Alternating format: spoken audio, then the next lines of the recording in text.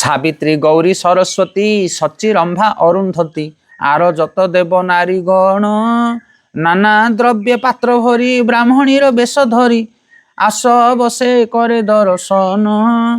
କହୁଛନ୍ତି ସାବିତ୍ରୀ ଗୌରୀ, ସାବିତ୍ରୀ ହେଉଛନ୍ତି କିଏ? ବ୍ରହ୍ମାଙ୍କର ପତ୍ନୀ। ଗୌରୀ ହେଉଛନ୍ତି ଶିବଙ୍କର ପତ୍ନୀ। ସରସ୍ୱତୀ ହେଉଛନ୍ତି ଭଗବାନ କୃଷ୍ଣଙ୍କର ବିଷ୍ଣୁଙ୍କର ପତ୍ନୀ ଲକ୍ଷ୍ମୀ ସରସ୍ୱତୀ। ସଚୀ ରମ୍ଭା ଅରୁନ୍ଧତୀ ଏମାନେ ସମସ୍ତେ ହେଉଛନ୍ତି ଦେବପତ୍ନୀ ମାନେ। ଆର ଯତ ଦେବନାରୀ, ଆଉ ଯେତେ ଦେବନାରୀ ମାନେ ସମସ୍ତେ ବିଭିନ୍ନ ପ୍ରକାର ଦ୍ରବ୍ୟ ସବୁ ନେଇ ବ୍ରାହ୍ମଣ ବେଶକୁ ଧରି ବ୍ରାହ୍ମଣୀ ବେଶକୁ ଧରି ଆସି ସବୁ ଚୈତନ୍ୟ ମହାପ୍ରଭୁଙ୍କୁ ଦର୍ଶନ କରୁଛନ୍ତି, କାରଣ ଏ ତ ସ୍ୱୟଂ କୃଷ୍ଣ।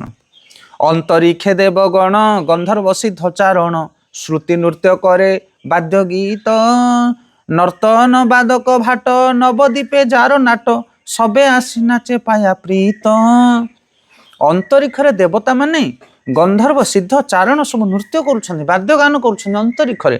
ଆଉ ନର୍ତ୍ତନ ବାଦକ ଭଟ୍ଟ ନବଦ୍ୱୀପେ ଯାର ନାଟ, ନବଦ୍ୱୀପରେ ଯେତେ ସବୁ ଗାୟକ ବାଦ୍ୟକାର ଯେତେ ପ୍ରକାର ସବୁ ଥିଲେ ଚିତ୍ରକାର ଆଦି ଯାହା ଯେଉଁମାନେ ବି ଥିଲେ ସମସ୍ତେ ଆସିକି ପହଞ୍ଚିଗଲା ଆଉ ସମସ୍ତେ ନିଜ ନିଜର ନୃତ୍ୟ ଗୀତ ଆରମ୍ଭ କରିବାକୁ ଲାଗିଲେ।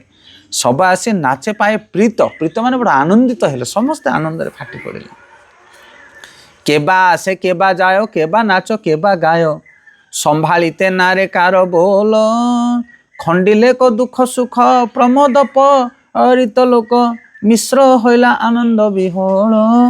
କିଏ ଆସୁଥିଲା, କିଏ ଯାଉଥିଲା ଏବଂ କିଏ ନୃତ୍ୟ କରୁଥିଲା, କିଏ ସଙ୍ଗୀତ ଗାନ କରୁଥିଲେ ସେ କଥା କେହି ଜାଣିପାରୁନଥିଲେ।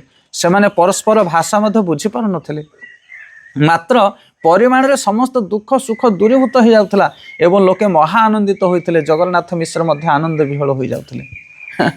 ସେଠି ଏମିତି ଲୀଳା ଲାଗିଥିଲା ଜଗନ୍ନାଥ ମିଶ୍ରଙ୍କର ଅଙ୍ଗନରେ, ତ ମହାପ୍ରଭୁଙ୍କୁ ଦେଖିବା ପାଇଁ କିଏ କୁଆଡ଼ୁ ଆସୁଥିଲେ କାହାର ଠିକଣା ନଥିଲା, କିଏ କାହା ଭାଷା ବି ବୁଝିପାରୁନଥିଲେ।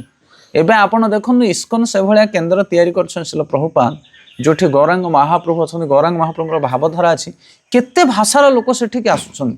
ଏଇ ଅଳ୍ପ ଦିନ ତଳେ ଆମେରିକାରୁ ଆସିଥିଲେ ଆମର ବିଷ୍ଣୁଗଦ ପ୍ରଭୁ, ସେ ପ୍ରଭୁପାଦଙ୍କର ଡିସେବଲ୍। ଏଠି ଆସିକି ବହୁତ ଆନନ୍ଦ ହେଲେ, କେତେ ସୁନ୍ଦର ସେ କଥା କହୁଥିଲେ।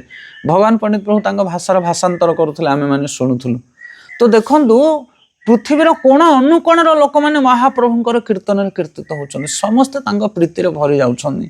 କିଏ କାହା ଭାଷା ବୁଝିପାରୁନାହାନ୍ତି, ତଥାପି ପରସ୍ପର ଭିତରେ କି ପ୍ରେମ ମୈତ୍ରୀ ଭାବ ବିଚାର କରନ୍ତୁ ଆପଣମାନେ। ନିଜ ପରିବାର ଠାରୁ ମଧ୍ୟ ଅଧିକ ନିଜର ବୋଲି ଗ୍ରହଣ କରନ୍ତୁ। ତ ଏଭଳି ଭାବରେ ଜଗନ୍ନାଥ ମିଶ୍ରଙ୍କର ଘରେ ଏସବୁ ଉତ୍ସବ ହେଇଛି।